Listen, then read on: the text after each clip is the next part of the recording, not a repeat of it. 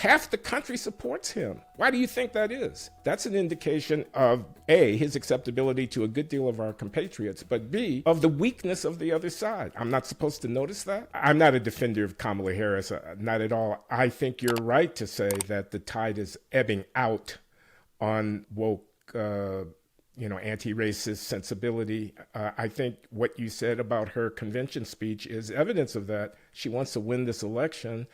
She downplayed the identity card, even though it's there in her back pocket. I think those are facts about American politics. I think the Black Lives Matter movement lies in ruin as we speak, both in terms of its reputation and its political effect. I think the DEI mania that had consumed corporate America and higher education and left of center politics is ebbing.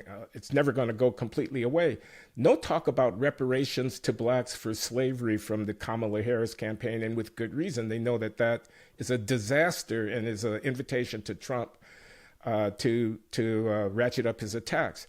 So I believe the tide is turning on DEI, regardless of whether or not Kamala Harris wins election. But I do believe that she and Joseph Biden are pretty much in sync with one another on these issues, that it's a part of the Democratic Party's core set of beliefs, these policies. And if the Democrats win, these policies will be kept alive one way or another as best they can in the face of what I think is inevitably a tide that's turning against them. Just to complicate matters somewhat, and at risk of being accused of now bringing up woke ideas, do you think Kamala was a DEI hire?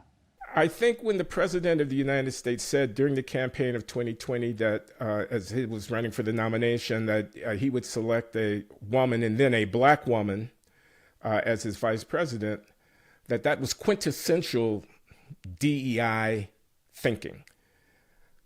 Who cares whether or not the vice president of the United States, the successor or heartbeat away from the Oval Office, is a black woman or a white woman or a woman at all, for that matter? Don't you want the person best qualified to assume those awesome responsibilities to be sitting in that position, or at the very least, the person most likely to ensure your election by enhancing the support that you draw to the ballot box? I don't think Kamala Harris was either of those things, frankly. But so it was. It was in keeping with the spirit of Biden's 2020 campaign and the spirit of that year, the summer of COVID, the summer of George Floyd, et cetera.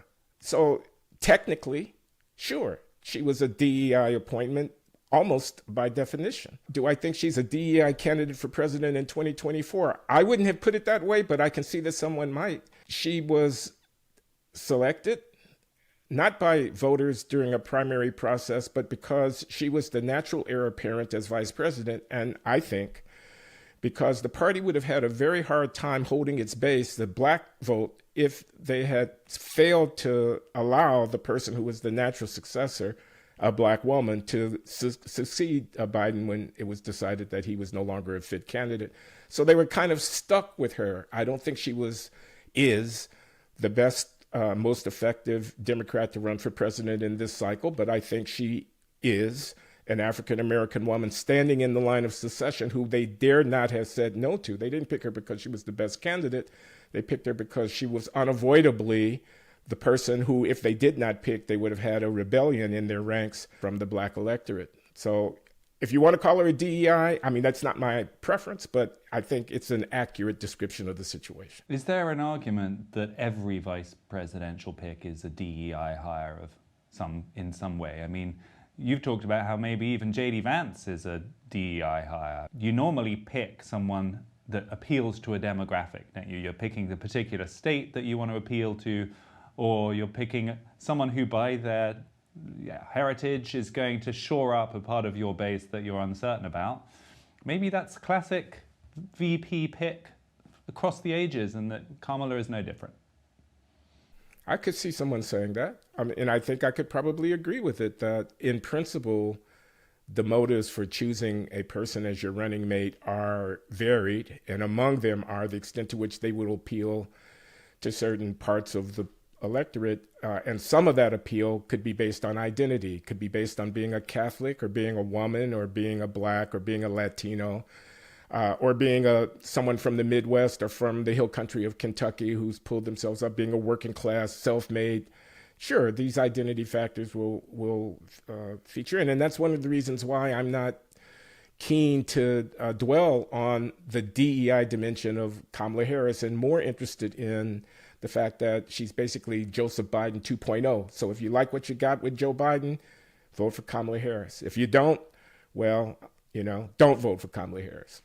So you've teed me up there, Glenn, on the million-dollar question, which is, what is the better outcome in this election? Where do you come down? How grave do you think a Trump victory would be? I know John McWhorter, who you talk to often, is very, very anxious that it would be a threat to democracy. It would be a triumph of the worst forces in society and the rest. Are you as worried as him? I don't agree with John about this. I'm not saying who I vote for, Freddie, not to you or to anybody else. I am not going to vote for Kamala Harris, I can tell you that much. But there are alternatives on the ballot, and there's also the option of opting out. So I said in 2020, when the same kind of question arose, I said, I'm voting for the Democrat, of course, with a wink. And my point was, if I were going to support Trump, I would never tell you.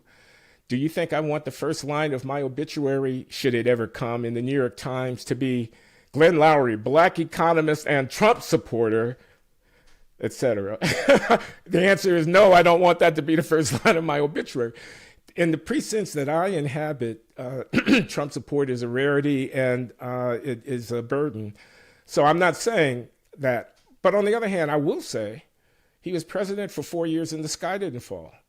He was president for 4 years, and except for a world historic pandemic, the economy was doing just fine until COVID hit.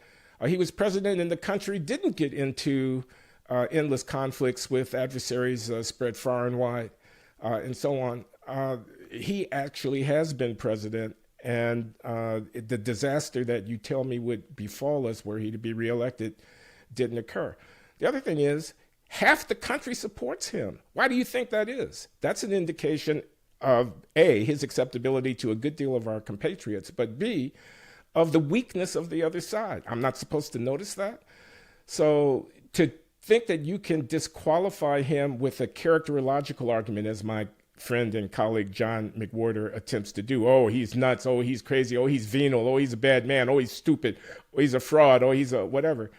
Those are Democratic Party talking points. They don't address where the union vote is going. They don't address where the working class vote. Why is it that non-college educated whites are supporting him in such numbers? They don't address why blacks, including black men, but not limited to them, are showing a good deal more favor to Trump in 2024 than they did in 2020, than they did in 2016, and what's going on in the country. Trump is a legitimate voice of an extremely important element of American political life. And I think that just has to be taken on board. The world will come to an end if Trump wins the election. I don't think so. So maybe I could ask you to answer that very question then, which is why? You say those critics don't answer the question why people are supporting him in such number, including African Americans, not a majority, but a much more significant minority than was ever true before, and the trend is upwards. Why is he so successful with those parts of society? I don't know, to be honest with you. I'm not going to pretend to an expertise that I don't possess. I can speculate. He is an appealing personality to some of them. He's entertaining. He's an everyman, although of course he's not. I mean, I know he's not, but he comes off that way. That's one thing I think. I think, this is anecdotal, but it's apt. His recent stunt of spending a few hours in a McDonald's concession and handing out French fries to people as he was a part of the working crew in the McDonald's was pure Trump. I think the fact that he was nearly killed and that he stood up with his fist balled up and fight, kind of thing, with the blood streaming down the side of his face. Only a New York Times editorialist would fail to see that was a heroic moment in American political history. Heroic. It was simply, straight up, descriptively so. It was heroic. That the mandarins who control the legitimate discourse in the mainstream media in this country refuse to acknowledge the depth and importance of Trump's appeal to the American people is part of the reason why I think many are almost in a reactive way attracted to him because those pointy-headed know-it-alls in New York and Washington and San Francisco think they can tell me who to vote for and what's going on in the world. I've got eyes. I can see what's going on in the world. Trump ain't all that bad, according to that way of thinking. So I think that's part of it. I mean, I remember seeing on television when Trump was indicted and booked and arraigned in Fulton County, Georgia, for one of the election interference cases, a black man with a sign on saying, and excuse me, I don't know if I can say this on your program, so edit me out if I can't, for Trump. And when asked by the reporter, what are you saying? He said, anybody who knows the inside, I paraphrase, of the Fulton County lockup is a friend of mine. Meaning that level of appeal of Trump as an object of official obloquy resonated in a positive way with this particular voter, because he says they're out for him. The same people that are out for them are out for him, are out for me, kind of thinking. Now, don't get me wrong. I'm not endorsing that position. I'm simply reporting that a lot of people are reacting to the official line on Trump with a "go screw yourself."